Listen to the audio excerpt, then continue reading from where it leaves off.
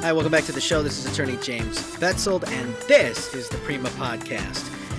This is a show where we interview real attorneys and we talk about the cases they've handled, follies that they've endured, and successes that they've had. So, our guest today is attorney Brian Green, who has many years of experience in immigration court, and in the federal court system.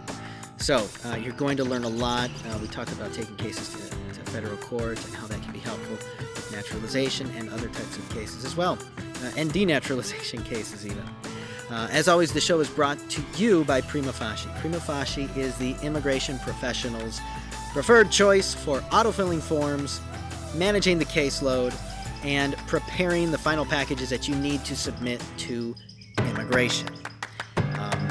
Easy to use, very simple. Look, if you're an immigration attorney or an immigration professional, you know the importance of reducing errors, of having that good, consistent information across all your forms, and you also know how important it is to collaborate with your clients to gather information and documents and put that into your package that needs to be submitted. Prima is great at saving you time with the package assembly feature. It will literally save hours of the copying and collating and printing and reprinting and then reorganizing and then doing the table of contents. We automate all of that for you. So check us out. There's a free 15-day trial at primafashinow.com. The link is in the description here. Again, a special thanks to attorney Brian Green for joining us for the show. Thank you. Hello, I am attorney James Betzold, and welcome to the podcast today. I am here with attorney Brian Green. And attorney Brian Green is a practicing attorney from currently from Los Angeles, California. Previously from where? Maryland, Pennsylvania, West Virginia, mostly East Coast. All right. So obviously made a really good decision in moving out west where there's more sunshine all year round. Mm-hmm. And so one of the topics that have been happening in some of the Facebook groups for immigration attorneys recently has sort of revolved around federal court litigation. So this is different from the Executive Office of Immigration Review, where you fight. Very different. You go instead to a real court. Where there's rules of evidence, there's no due presumptions process on either side. Yeah, it's a more fair form, in my opinion. Yeah. So, Brian, before we get started, just give us a little bit of your background. Talk about your early experience. I know that you were part of some firms. Yeah, I mean, I wanted to do immigration sort of from the get-go in law school, but I didn't have the language skills that you said that you had. So I didn't naturally fall into immigration, but I took the class in law school and enjoyed it. David Leopold was my professor when I was in law school in Cleveland. But I ultimately went into trial and civil litigation work first. And I didn't go right into a law firm out of law school. I took the low-paying government jobs and I clerked for a state trial court judge, which is the least glamorous clerkship in the whole world. But it was kind of nice to talk to judges and have them kind of recruit you. Like, hey, come to the Poconos, come to Erie, Pennsylvania, come to these out of the way places where they don't have a law school. So they're looking for people to come clerk. And I clerked for a really good judge that was a former county prosecutor and a former assistant U.S. attorney for about 20 years. So he was a good trial attorney, and he it was like an apprenticeship almost. Like after law school, you come out of law school and you don't have any hard skills yet. And the judge I worked for let me sit into criminal court, family court, child custody hearings, all of those. And that launched me into a job as a public defender in West Virginia.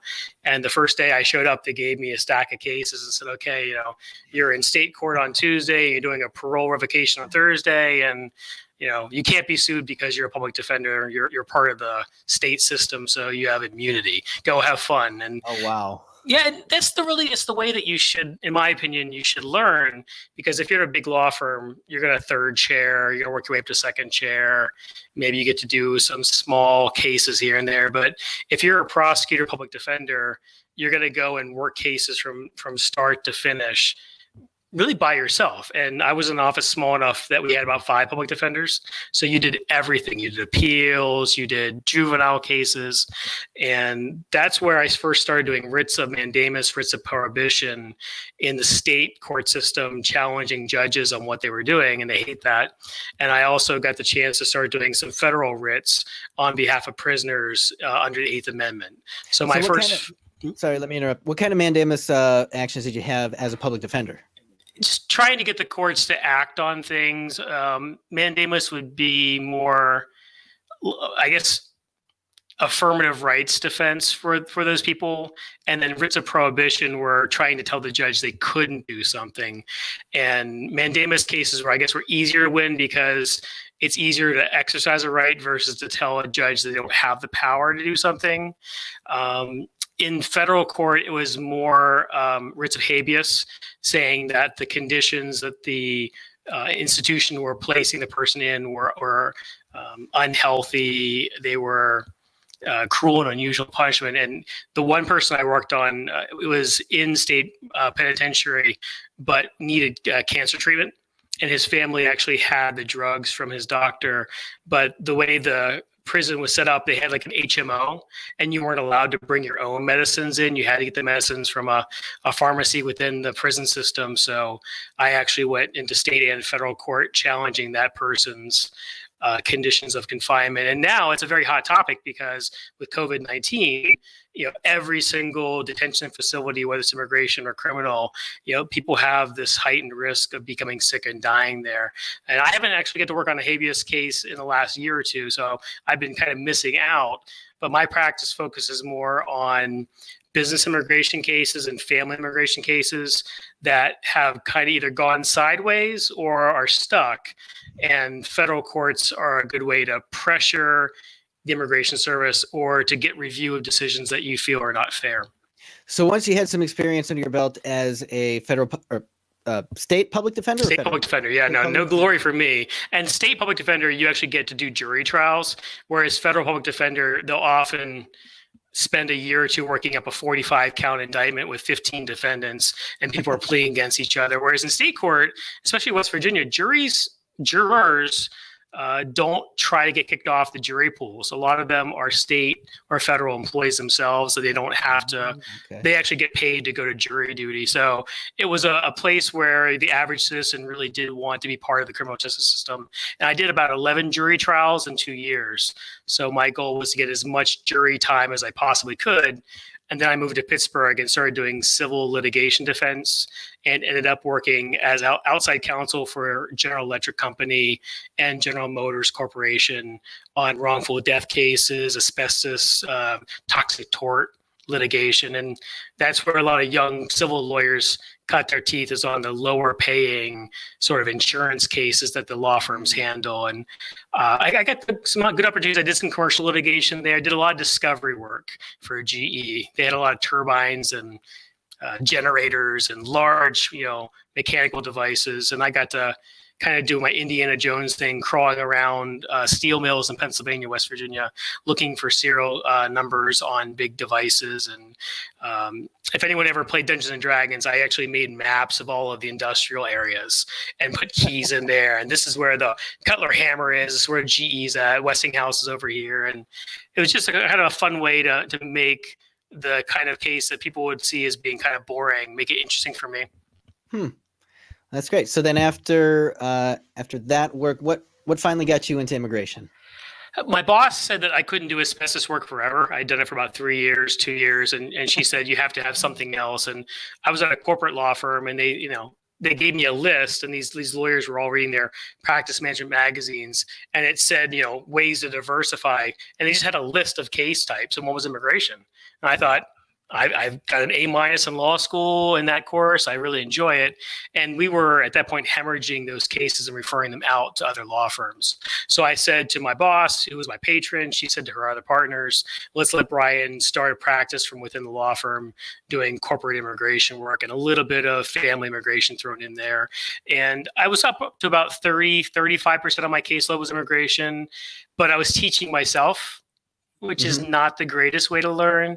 So, I basically said, I want to go and work for either a boutique practice or like a Fragaman or a Barry Appleman. I wanted to go work for some place that really did a lot of immigration work. And I ended up landing at Murphy.Law Firm in Baltimore, Maryland, which is my home state. So it was nice to move back there. And they now have, I think, around 20, 21 lawyers. When I got there, I think they had around 10 or 12. So to have that many immigration lawyers in one place, our in-house CLEs were pretty high level, and they were looking for a litigator. And this is back in 2007 when there were very long backlogs of I-45 cases, especially for Indians. And Murphy.Law Firm sort of specialized in working with third-party consulting companies, a lot of Indian IT H-1B workers. So I did a lot of H-1B and I-45 litigation at Murphy.Law Firm from 2007 through 2016. So about 150 lawsuits there. Wow, that's a lot. So for even some immigration attorneys who maybe don't do employment, what's a H-1B? Just real briefly. Yeah, H-1B is sort of like the poster child for either the popular or unpopular foreign workers or H-2B workers. I think you said you may have worked with in New Orleans, but H-1B is the visa occupation category for people that have a 4-year degree or the equivalent in experience. And we think of these as white collar jobs. They've been kind of constricted over the last 15, 20 years, but I think a classic would be like a data analyst, software engineer, professors, doctors, anyone that has to have at least a 4-year education. And then the way that immigration fights us on now is whether there's education that's related to the jobs or not. But H-1B is a natural stepping stone to a green card, which is a way to eventually get toward your citizenship in the U.S. Okay, so then like the H-1B petition process, when you're going through that, if I remember correctly, this is one where you have to do like a labor certification first. Not labor certification, you do a labor condition application. So you're not testing the market for workers. The labor condition application is a promise to the Department of Labor that you will not pay any wages less than the prevailing wage, and that you won't give any benefits or any working conditions that are worse than those you're offering to U.S. workers. So it's not a test showing that there's no worker available. It's just saying I will not damage the U.S. workforce because I will meet these minimum requirements. And the idea is to make H-1B workers more expensive than U.S. workers so that there's no incentive to hire a foreign worker over someone who's already here. I see. Okay. So you got experience with a lot of that at the Murphy.Law Firm. Right. And then where did your career take you? I ended up going to Toronto for a year and working for a captive law firm that was associated with Deloitte. And that was literally H-1B, 500-600 cases at a time, every minute of every day. And it taught me a lot of things about law firms and practice management, but it taught me that I didn't want to be in a super high volume environment. Murphy.Law Firm was pretty high volume, but when you work for Deloitte or Price Waterhouse, you're talking just thousands and thousands of cases. So I ended up spending a lot of time with spreadsheets and working with working with employees, moving them around from assignment to assignment, and complying with the H-1B program regulations about when amended petitions had to be filed, when you could simply do a new LCA or update a posting. And it wasn't for me. It was good to experience it. I was actually a non-immigrant worker myself in Canada. So it was interesting to be on that side of things. But ultimately, I came back to Maryland and worked for a law firm that represents Johns Hopkins and the University of Maryland system. And there I got to do more of the O1 outstanding researcher, outstanding scientist work. And I did a lot of EB1 cases for physician researchers, for professors, not so much for the international executives, but mostly academia and people that were filing patents or doing a lot of publishing. And that's exciting work for me as well, because all these different areas I've learned, I now have the ability to do the litigation when USCIS doesn't work with those cases properly. So I've just been adding different experience tabs or different tools to my tool belt along the way. Awesome. Well, that's fantastic. So let's go right into that then. What are some of the cases you've handled, or some of your favorite cases where either USCIS or the Department of State or one of these agencies just refuses to play ball, refuses to approve something? Yeah, I think there's a couple of classic archetypes of litigation cases that we deal with. From my point of view, the interesting ones are H-1B cases, because USCIS, without changing any of the rules, without going through notice and comment, doing any regulations, they just are trying to shrink the number of occupations that H-1B workers can be approved for. So that gets into a lot of the summary judgment practice that I learned back in the toxic, asbestos world, and now it actually comes up more. Whereas for the last 10 years, a lot of the litigation was more you filed a complaint and they just work things out with you. Up until about 2015, 2016, you file a lawsuit and you got this great result. And now lawyers have to actually know how to do all the steps toward the end when you're finally getting a judgment from the judge. But H-1B cases are near and dear to my heart. I-45 cases used to be the bread and butter, and these were cases where the FBI might not have finished all the background checks for someone to get their green card. So you might have a Chinese national that went to do a PhD, or not went to, but they got a PhD in China before coming to the US. And to get into a PhD program in China, you had to be a party member. The Communist Party required you to be at least a student member. And that's how you actually got into the programs, how you got into different jobs. And when people come to the US, especially if they're working pro se, meaning that they're filing a case on their own without a lawyer, or if they're working with a lawyer who doesn't do enough of the volume to know. If you see a scientist from China, you basically have to ask them, were you a party member? And then you have to explain to them what that means, because you have to disclose it, and there is a waiver, and people get their green cards approved. Or even if they have waived it, they might have had a background in material science. And there may be some issues about dual use technology, where something that could be researching could be used for military purposes. And then the government does extra, I don't know if it's 5 or 10 more background checks on that person. But I think as in 2007 and to the first couple of years, you had large amounts of Indians who had these background problems. I think as time has gone on, they've sort of eliminated themselves from the backlog, either through going to a senator's office or going to a congressperson's office, doing the lawsuits. Now, I think the focus for me is more on cases where USCIS has made an incorrect decision. So that's getting me out of my comfort zone in the business immigration world. And I'm starting to do more of the family cases. And one case I filed last week through co-counsel in the Eastern District of California was over a adoption of a Mexican national who came to the U.S. and has been here for a number of years, came at age 2 or 3, I believe. And USCIS is saying that the Hague Convention on Adoption applies in his case. And we're saying, no, he came in before X date. Hague Convention does not apply. USCIS denied the case. It went up to the BIA. And the BIA affirmed the USCIS district director, which they almost always do. So now we have sued the BIA and sued USCIS, the National Benefit Center in St. Louis, and we're taking them into federal court. And when you get to federal court, it's almost like you're getting mediation built into the process, because you're getting an assistant U.S. attorney or a DOJ oil attorney, an Office of Immigration Litigation attorney. You're getting a fresh set of eyes from someone who isn't in-house. They're not a USCIS lawyer. They just represent USCIS in federal court, and they don't want to look like a fool to the judge. So by raising the cases out of the USCIS or out of the DHS family of agencies, you're getting a different level of review there. And so I'm trying to now spread my wings and do more of the odd cases. I think the oddest case you probably could find here would be like an Adam Walsh Act case. If someone wanted to bring bring their spouse in from, let's just say, Russia or something, but Adam Walsh Act requires that the consular officers reveal prior criminal convictions to the K-1 or to the immigrant visa applicant.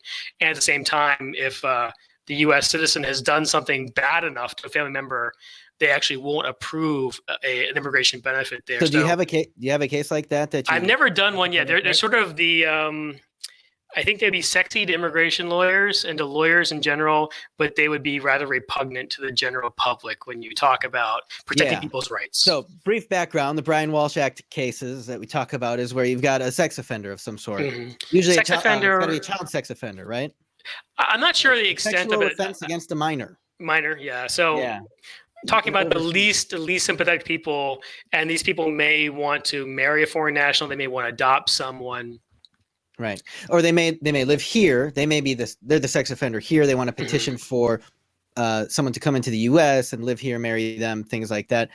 We've seen those cases here in Michigan, even a couple on the docket still, and they're typically tough cases to win. You have to have all sorts of proof of rehabilitation, show that they're not a danger to anyone, that they're not bringing in someone maybe who has a small child, and that child's going to be at risk. That's, I think, really the purpose of the anamorphic. I think I can see the assistant U.S. attorneys or the oil attorneys being much more sensitive on those type of cases, especially if they're thinking, I don't want to be the attorney on the record when there's this, horrible another criminal act later on, and then there's going to be a newspaper article talking about that. So I think humanizing your client would go a long way. And the part that I enjoy in those cases, not the Adam Walsh cases, but just in these more complicated litigation, is I enjoy the evidentiary side of things. And as a public defender, I was always trying to work with expert testimony, work with lay testimony. I called a doctor one time in a case. I never got the doctor qualified, but the jury didn't care that he wasn't an expert. He was the ER doctor from the local hospital. So in those cases, maybe you're dealing with psychiatrists, you're dealing with probation officers, parole officers. Maybe someone has to deal with a psychologist.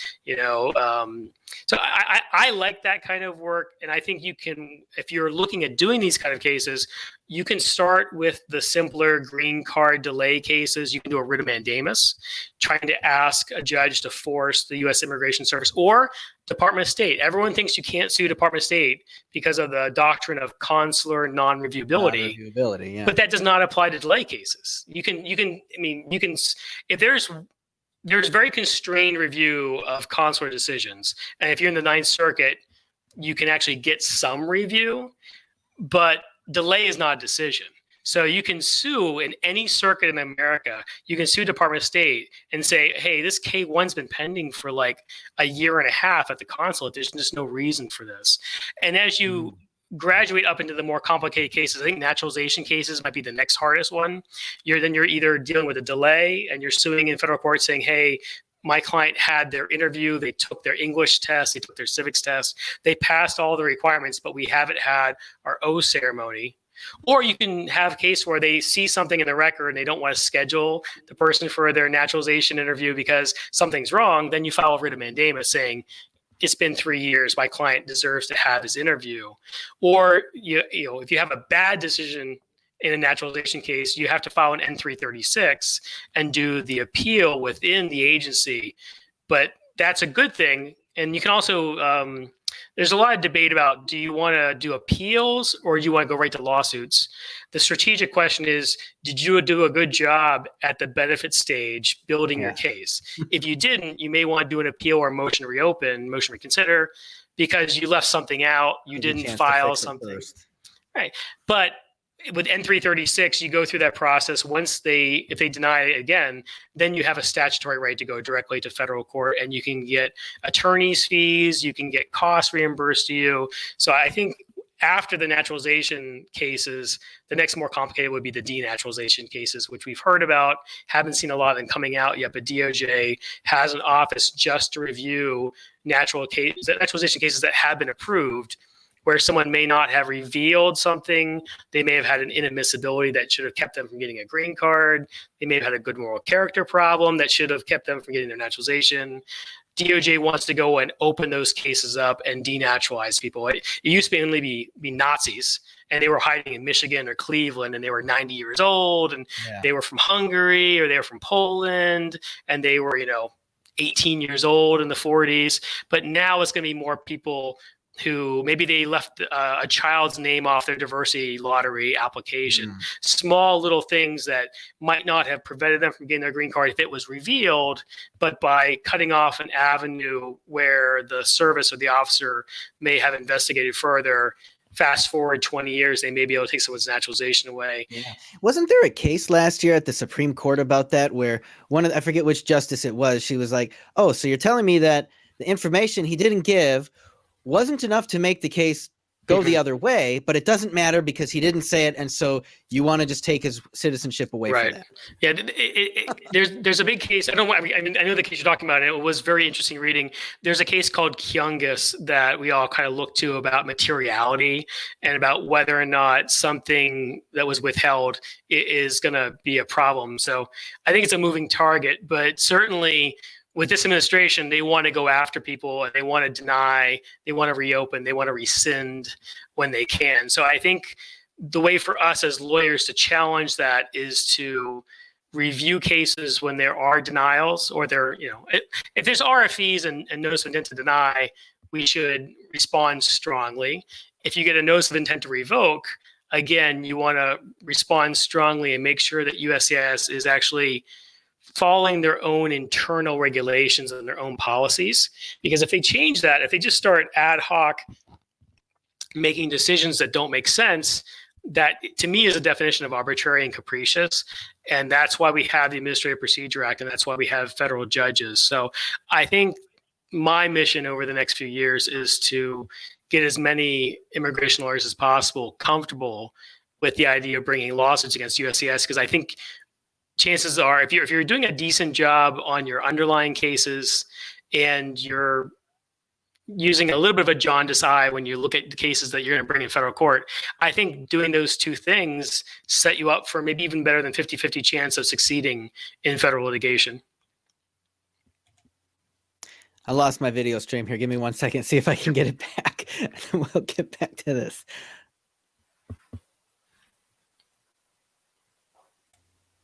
All right, I'm back. I'll edit this part out. No.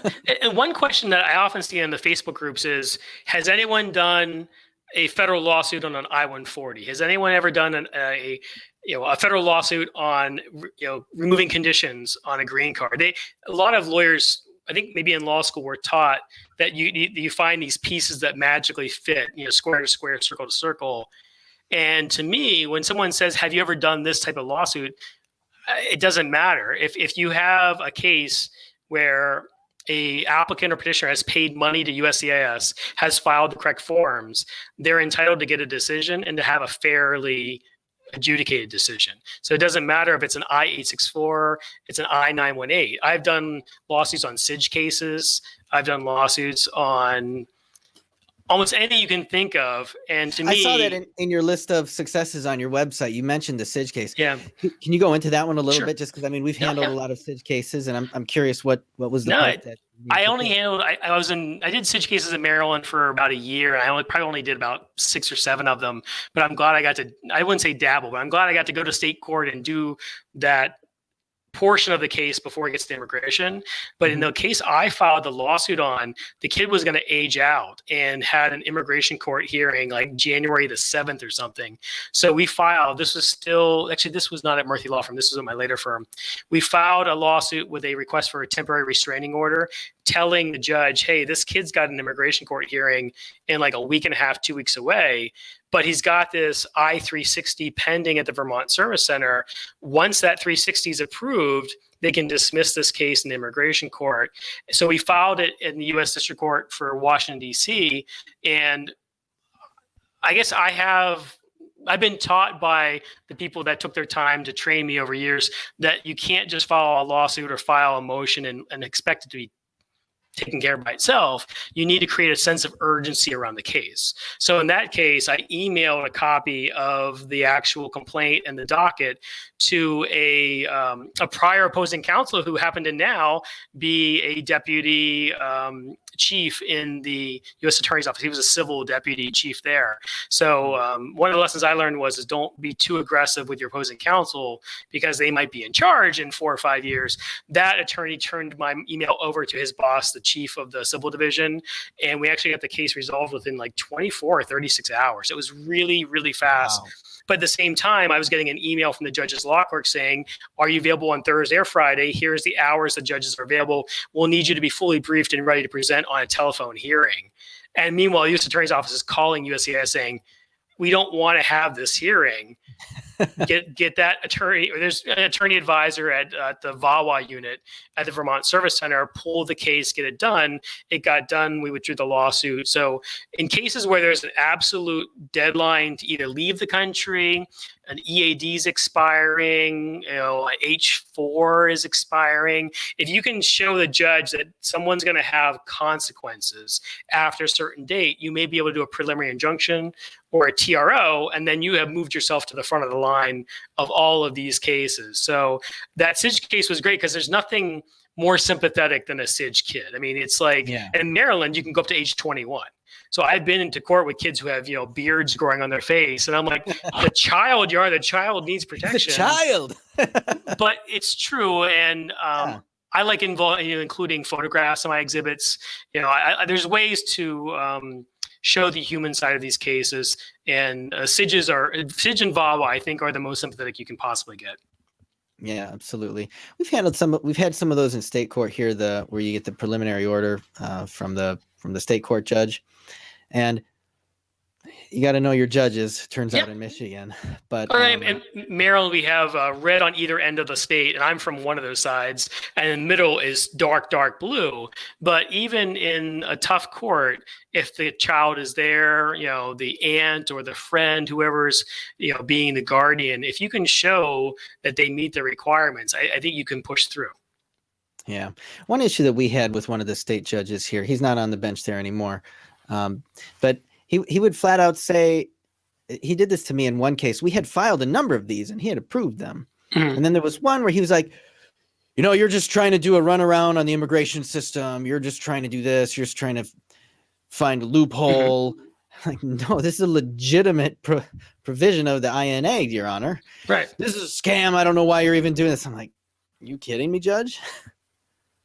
No, it's bipartisan legislation. Same thing with U visas. There are certain districts, and I had a U visa case. I think it was Winnetka. I don't remember what the county is, but it's the county right next to Cook County, and it had a very, very dark red tinge to it. And they just said we don't ever certify any U visa applications. And I was like, but in California, it's the opposite. They say there's rules saying they can't refuse. So that's awesome. Yeah, district by district. And I remember talking to an ALA mentor in Chicago, and she said, you're not going to get a U visa certified there. But there are U visa legislation. There's a long line. There's a 10,000 limit per year. So anything where the person has no other options left, or it would cost so much to go back and start over. I think those are the situations where litigation gets more. I think a lot of people are worried about suing the government. They're worried about retribution. They're worried about something happening to them, because maybe if you're from Honduras, those things might happen. But I try to reassure people and say that it's not a monolithic situation where there's one lawyer that runs the entire government. There's a team of lawyers between different agencies working on cases. So I've never seen retribution in my life, and I think that people should be willing to go to court for their family members, for valued employees.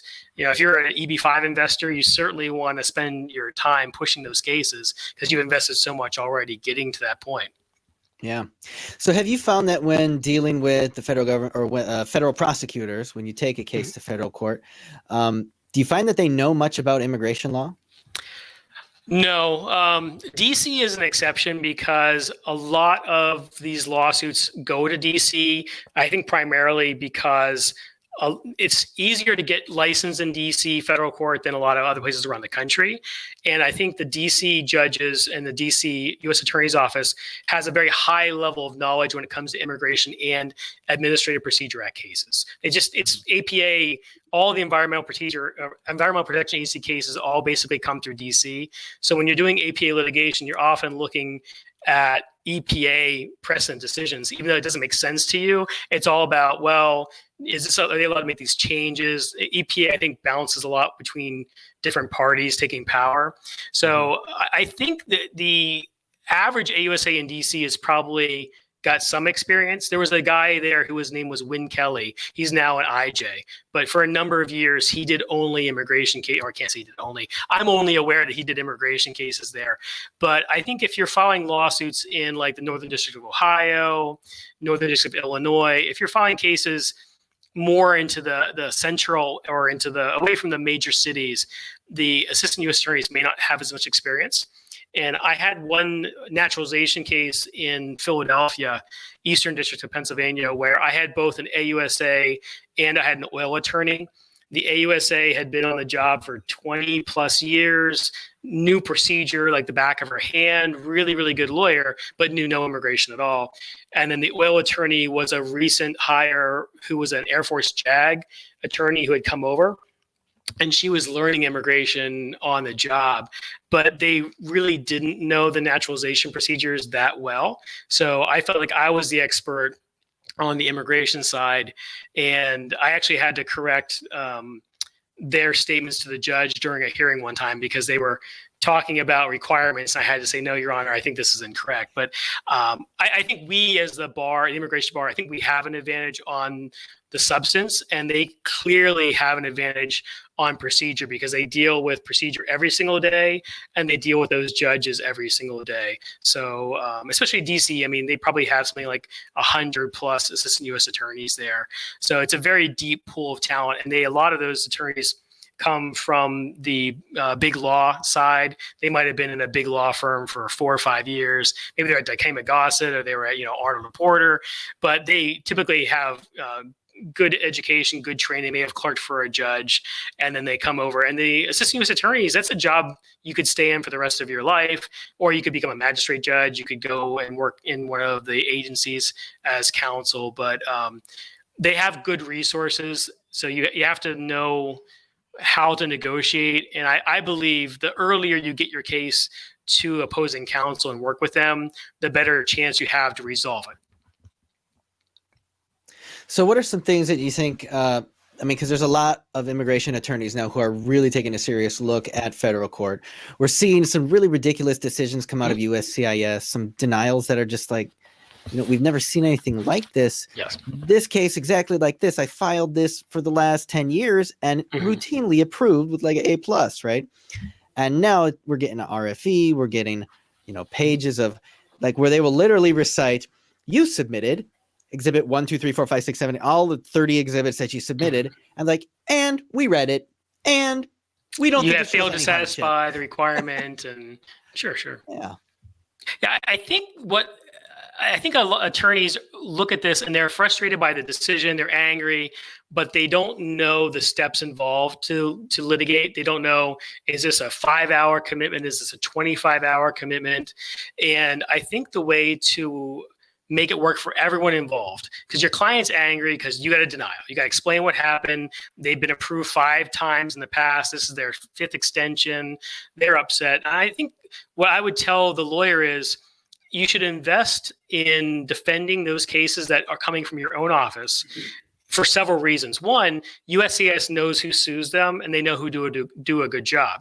So if you're talking about a decision made by your local field or district office, absolutely, you want to sue them and do a good job because that's your reputation. That's your bread and butter. If you're working at the Philadelphia office, maybe that's 80% of your work. So totally do it there. Also, when you're talking to the client, you can tell them, hey, people make mistakes, agencies make mistakes. We can get you review this way, but I'm going to do it for you low bono. I want you to pay for the filing fee, the service of process fee, and maybe pay the equivalent of a cheaper RFE. Give me $1,000. And then I want you to assign to me all EJA fees and costs that we recover. So in your agreement, low bono retainer agreement, if we get EJA fees, they come to me as the attorney until I'm compensated for my time. That way you can negotiate with the government and say, hey, I love telling judges I'm pro bono. I will use that all the time, even if it was my case and I charged them a year ago. But if I'm doing the lawsuit afterwards for free, do it for free. And then I have not actually won EJA fees in my career. I've done like 170 lawsuits, but when you resolve a case through negotiation, you don't get attorney's fees. I mean, you could try to negotiate and stipulate to attorney's fees, but that's really what you have to negotiate with is, hey, if you lose, USCIS has to actually pay me out of your budget. Not the U.S. attorney's budget, but the USCIS budget. So they don't like doing that. And we'll forget that part. Right. So, and then it gives you leverage in that way. But also, if you do this enough, you are eventually, like if you do FOIA lawsuits, much easier to get EJIA fees through FOIA. If you do enough of these lawsuits in-house for yourself, eventually you might hit and get some EJIA money out of it. But say you do 5 lawsuits over a year, that office, whether it's the California Service Center or your local office in Nebraska, they know who you are and they're going to stop messing with you. So I think it's a way investing in your overall approval rating, both with CIS and also your client. If you do that work for them, Lo Bono, and you get the approval, they're going to love you. Get a testimonial for your website, put them on Yelp or something. But I think it's a way for you to take a loss and turn it into a win. And maybe you also get higher credibility, and maybe you also get attorney's fees. You said something interesting there. Saying that the local office might be messing with you. I think that is 100% accurate. Sure. I know that at least in our practice, one thing that we've seen is, at one point we said, you know what, you don't need me to go to the interview with you. Looks the good old days. Good. Go by yourself. You're going to be great. And we get like a request for evidence. It's like, oh, we need another copy of this, and then we need this, and we need this, and the client comes back and they're like, what happened? We're like, we don't know. You tell me what happened. And just not being there. Right. Let that officer get away with a bunch of nonsense. Like they were asking for stuff which wasn't relevant, wasn't asked for. It's not on the list of documents that USCIS requires, even in a typical discretionary sense. There's no reason that they would ask for that. I start going to every single interview, and we get none of that now. Right. And when they start to push, we push back. No, I'm going to sit next to my client, actually. No, I'm not. In your RFA response, I think you want to actually cite circuit decisions. And, they might say, well, outside of a DC decision, they'll say, well, we're not in DC, so we don't have to follow that. But DC, when it comes to APA, DC does set the standard, and the courts. So I have Westlaw. I know not every immigration firm has Westlaw or Lexis, but you can use ALA and you can use the Federal Litigation Listserv. You can get 5 or 6 case citations and put them in there. Cite matter Chwath, preponderance of the evidence. I go to the USCIS policy manual all the time. Cite their policy manual back to them and say, you're not reviewing the evidence correctly. You're not weighing the evidence correctly. You're discounting evidence impermissibly. If they're going to cite matter of treasurecraft all the time, we got to cite things back to them. But that's how you're building your case for federal court. And if you've done the lawsuits, eventually they may stop messing with you as much. And one thing I don't do is I don't ever send a copy of a complaint. I know different USCIS field offices, different practices. I never want to threaten a lawsuit and not go through with it. And a lot of my work is co-counsel. So if you're an attorney and you're in Wyoming and you've never done a lawsuit before, I'll co-counsel with you and share all of my templates, teach you how to do the work. But I want to get paid, and then my fee agreements usually say that my flat fee is earned in full when I file the lawsuit or when I serve it on the defendants.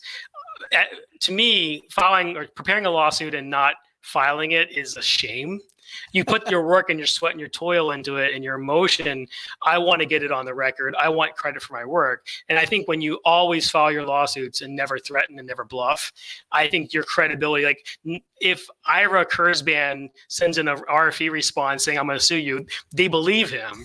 And I think you build that reputation over years and years. But I think lawyers need to, you don't have to make the greatest lawsuit. You don't have to do a Mona Lisa to be effective. But you also don't want to just file a 2-page template you got from an ALA conference 5 years ago. I think you need to put some effort into it. But there are ways to make it cost effective. And over time, I think you and your clients benefit from it. So have you found that, for many, because you're talking about doing it low bono, pro bono, has federal litigation been, or have you seen cases where you really wanted to take it, but the client was like, no, I'm not going to fight. I don't want to pay any more money for this now.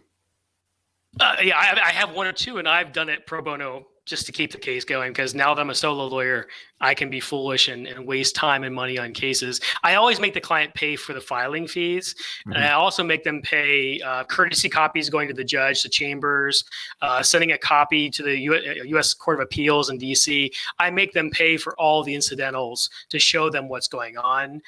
If you were really hyper about it, you could probably even like keep track of your time and send the client a bill saying, what would you say? This does the courtesy, right? So here's my $5,000 worth of work. But I think as lawyers, we're privileged to be licensed. And if there's a VAWA case that you can do for free, or if you want to learn, just go and volunteer. I used to do more volunteerism on weekends through clinics because it was a way to go in and just do one case or do a couple hours of volunteerism.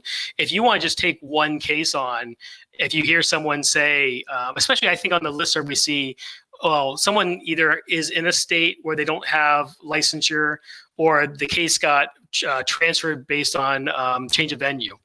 If you want to learn, volunteer to work with that lawyer who's from Michigan, but the case got transferred to California. And then I think it's good publicity. I think it's good for us to learn, especially if your caseload is a little bit slower. Invest a little time in learning how to do this. But the American Immigration Council has a lot of resources available. And when I'm working with younger lawyers or less experienced lawyers, I'm often sharing just PDFs. Like they have one really good practice advisor on service of process. And it has the addresses are somewhat outdated, but it says you have to sue the Attorney General. You have to serve the civil process clerk at the U.S. Attorney's Office.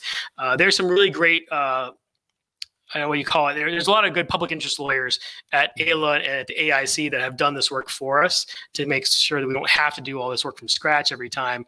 And then also the AILA has a federal litigation task force.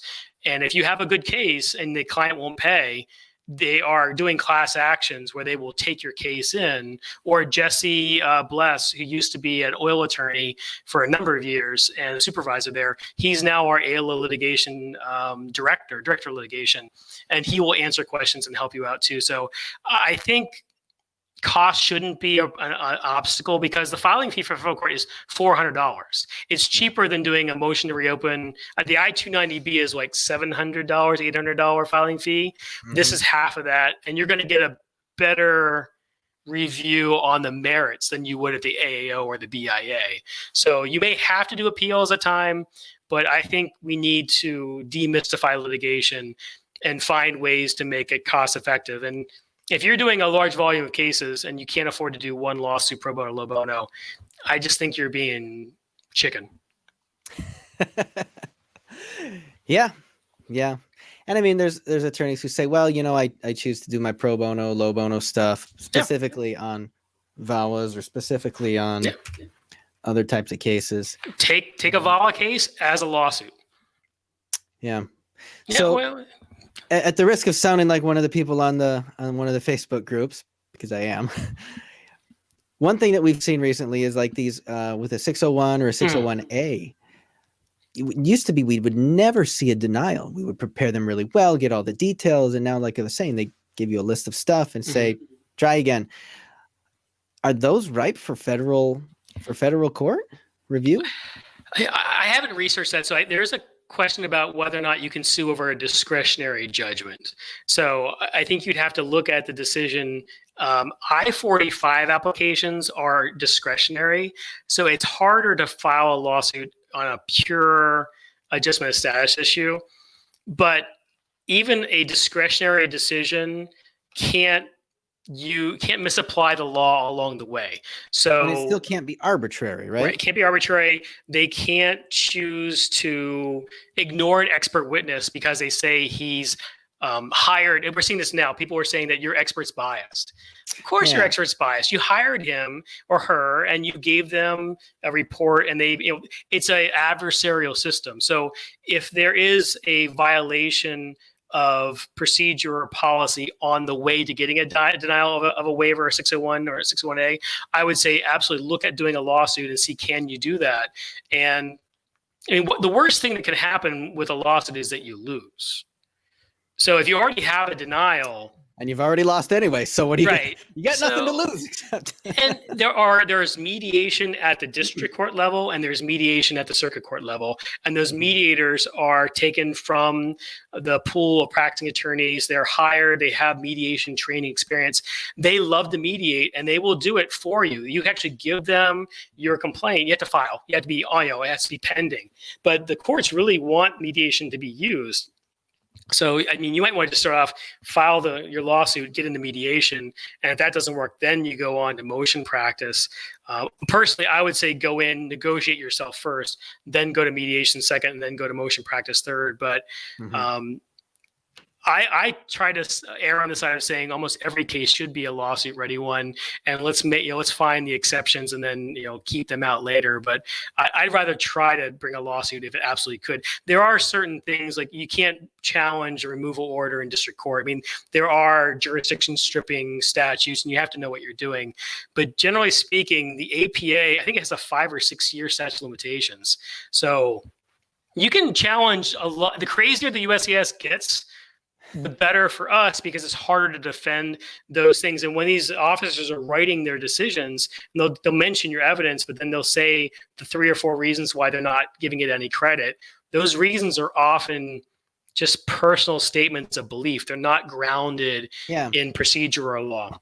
Or science or medicine. I mean, what we've seen occasionally now is they say, we saw your mental status exam by the licensed clinical psychologist, but you only went to them one time. Therefore, you're not really sick.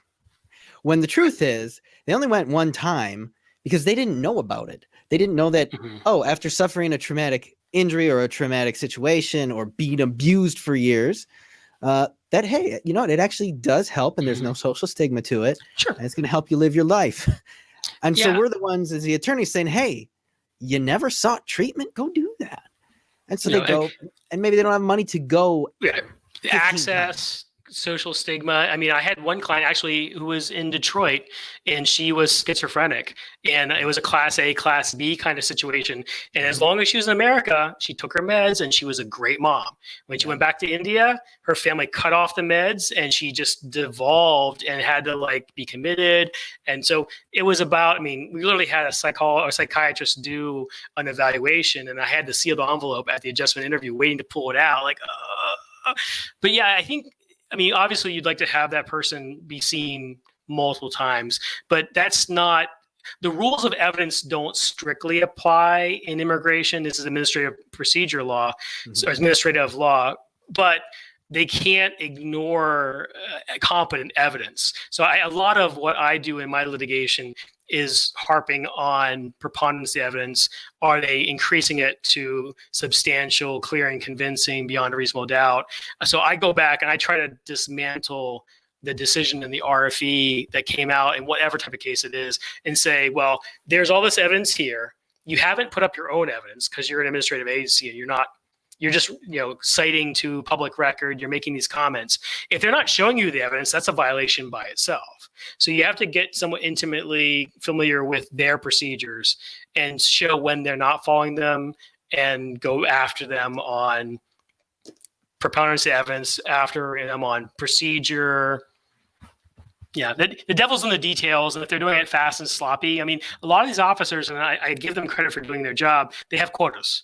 And they are told what to do, and they're told we need to get stricter on this, or we're going after financial analysts because we don't think they need to have a bachelor's degree. So I absolutely think that you should hold their feet to the fire. It's not a Daubert analysis like it would be in federal court with experts, but it's not, they just get to pick and choose who they want to ignore. Well, right. Even with USCIS, when you're submitting, at least in waiver cases, you got to submit their CV, their resume, their curriculum vitae, all their experience, a copy of their license. So they hold a license from the state that's issued by the government, and they're writing this opinion with those credentials. And for the government to just ignore it, it is inappropriate. And those are the cases. It's harder for the assistant U.S. attorney, the rural attorney, to defend those. So the sloppier the decision, the more outlandish the statements the officer makes.